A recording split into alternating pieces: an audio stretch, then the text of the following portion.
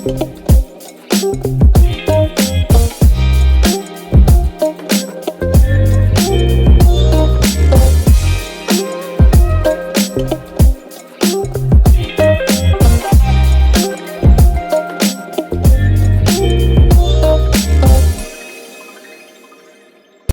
warahmatullahi wabarakatuh. Perkenalkan, nama saya Mita Altaf Syafikah dari Prodi Hukum Ekonomi Syariah Fakultas Syariah Universitas Islam Bandung.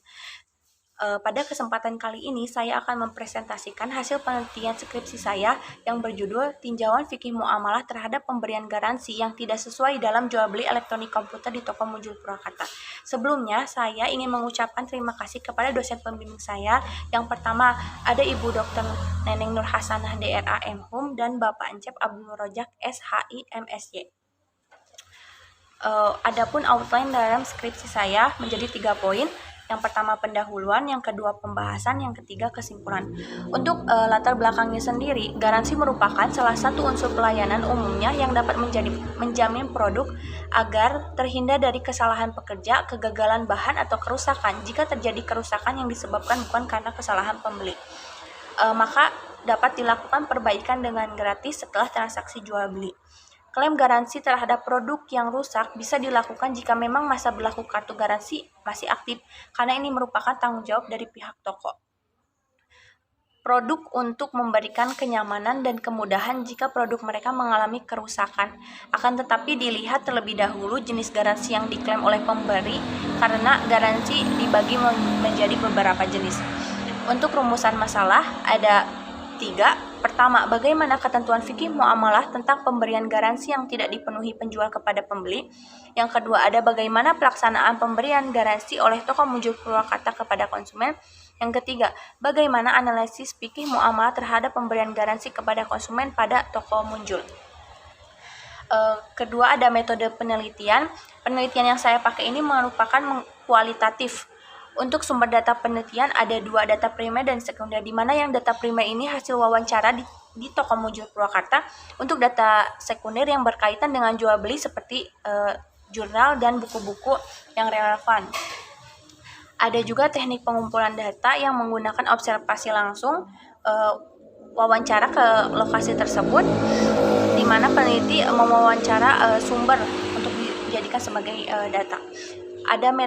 Keempat, ada metode analisis data, yaitu peneliti menggunakan metode deduktif yang bertujuan menjelaskan praktek pemberian garansi pada jual beli elektronik di Toko Munjul Purwakarta.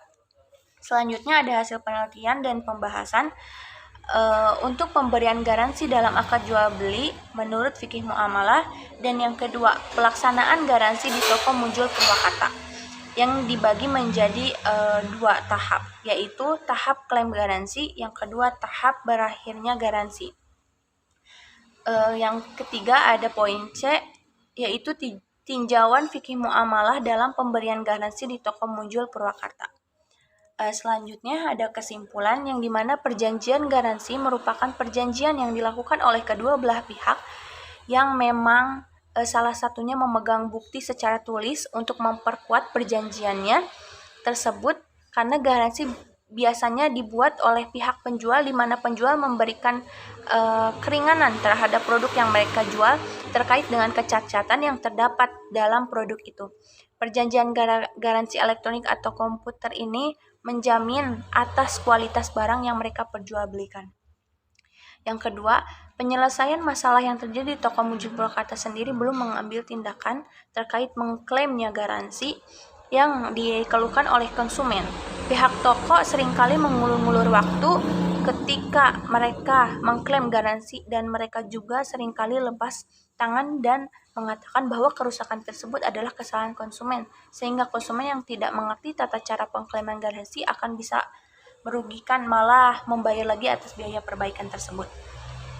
Yang ketiga, pihak Toko Munjul belum menemukan pemecahan masalah terkaitnya memberikan hak yang seharusnya diterima oleh pihak konsumen terhadap kerusakan komputer garansi pada pemakaiannya, terhadap ketidakjelasan dalam waktu perbaikan dan pengklaiman garansi yang tidak begitu dilayani oleh toko.